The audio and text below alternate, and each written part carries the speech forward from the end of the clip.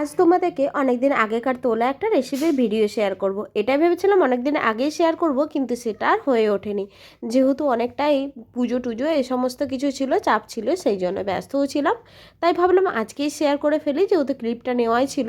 এটা হচ্ছে অষ্টমী ছাতু। আমি কি করে বানাচ্ছি সেটাই তোমাদের সাথে চলো শেয়ার করি। তোমরা কে কীভাবে খাও বলো তো? আমরা অষ্টমী ছাতুটা বেশিরভাগ ঝোল করেই খাই। আর দেখো, ছাতুটা প্রথমে পিস পিস করে কেটে নিলাম, একদম ছোট সাইজের পিস করে। তার আগে কিন্তু আমি ছাতুটা ভালো করে ধুয়ে নিয়েছিলাম, কিন্তু ভালো করে ধুলেও চলবে না, এর মধ্যে তো অনেকটাই নোংরা থাকে, যেহেতু অনেকটাই বালি কাদা সমস্ত কিছু মিক্স থাকে, সেই জন্য কিন্তু আবার আমি জল দিয়ে ভিজিয়ে রাখবো। প্রথমে তো ছোটো ছোটো করে পিস করে কাটলাম। এটা একদমই নরম, তাই জন্য কিন্তু তোমরা হাত দিয়েও কাটতে পারো। আমি তো এটা ছুরি দিয়েই কেটে নিলাম, যেহেতু শেপটা ভালো আসবে সেই জন্য। আর একটু ছোট একটু বড় করেই কেটে নিলাম। আর দেখো, এটা নুন জল দিয়ে ভিজিয়ে রেখেছি কিছুক্ষণের জন্য, প্রায় অনেকক্ষণ। আর তারপরে দেখো, এখানে একটা মশলা বানিয়ে নিয়েছি। এই মশলাটার মধ্যে ছিল আদা, কাঁচা লঙ্কা আর টমেটো, আর একটুখানি জিরে গুঁড়ো দিয়েছিলাম, সেটা কিন্তু মশলাটা বানিয়ে নিলাম। তারপরে এখানে কড়াই চাপিয়ে দিয়েছি, কড়াইয়ের মধ্যে দিয়ে দিলাম পাঁচফোড়ন।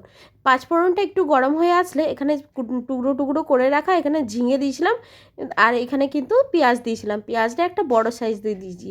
পেঁয়াজ কিন্তু এটার মধ্যে সবথেকে ভালো, মানে বেশি দিতে হবে। পেঁয়াজ দিয়ে কিন্তু এই তরকারিটা হবে। পেঁয়াজ আর ঝিঙেটা ভালো করে ভাজা ভাজা করে নেব। প্রথমে কড়াইয়ের মধ্যে দিয়ে নিচ্ছি, তারপরেই।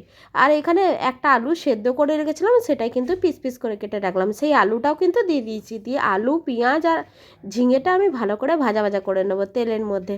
প্রায় লাল লাল করে ভেজে নিতে হবে। ঝিঙে দিয়ে তো অনেকটাই জল বেরোবে, সেই জন্য একটু ধৈর্য ধরেই ভাজতে হবে, নাহলে কিন্তু এখান থেকে জল জল হয়ে যাবে মশলাটা। আর তারপরে দেখো, এখানে নুন জল দিয়ে যেটা ভেজানো ছিল সেটা কিন্তু আমি ছেঁকে নিচ্ছি। আর এটা মনে রাখবে, একটু নুন জল দিয়ে ভিজিয়ে রাখলে না সব ময়লাটা বেরিয়ে আসে, সেই জন্যই কিন্তু নুন জল দিয়ে ভিজিয়ে রেখেছিলাম। তারপরে দেখো, এখানে ঝিঙেটা আর আলুটা, পেঁয়াজটা লাল লাল করে ভাজা হয়ে গেছিলো। তারপরে কিন্তু যে মশলাটা করে রেখেছিলাম সেই মশলাটা দিয়ে দিচ্ছি। মশলার পরিমাণটা বেশি হয়ে গেছিলো, সেই জন্য কিন্তু অর্ধেকটা মশলা দিলাম। তারপরে হলুদ, নুন, জিরে গুঁড়ো, ধনে গুঁড়ো আর স্বাদ মতো চিনি দিতে হবে। নুনটা কিন্তু পরিমাণ মতো দেবে, যেহেতু আগে নুন জল দিয়ে ভেজানো আছে, সেই জন্য কিন্তু নুনটা একটু কমই দিয়েছিলাম। তারপরে চিনিটা একটু স্বাদ মতন দিয়ে দিলাম।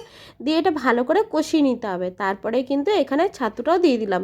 এই ছাতুটা দিয়ে একটুখানি নাড়াচাড়া করে একটু কষিয়ে নিয়ে, এটা কিন্তু জলটা যেই বেরিয়ে যাবে, আর একটু গরম জল দিয়ে তারপর নামিয়ে নেবো। এখানের মধ্যে কিন্তু অল্প পরিমাণে জল অ্যাড করতে হবে, যেহেতু ছাতু থেকে জল বেরোবে সেই জন্য।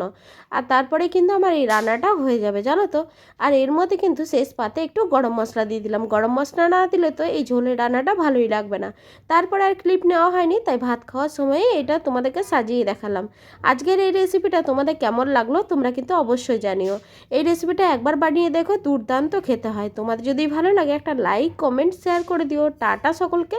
সবাই ভালো থেকো, সুস্থ থেকো। আমার পেজটাকে যারা এখনও ফলো করেনি তারা ফলো করে দিও।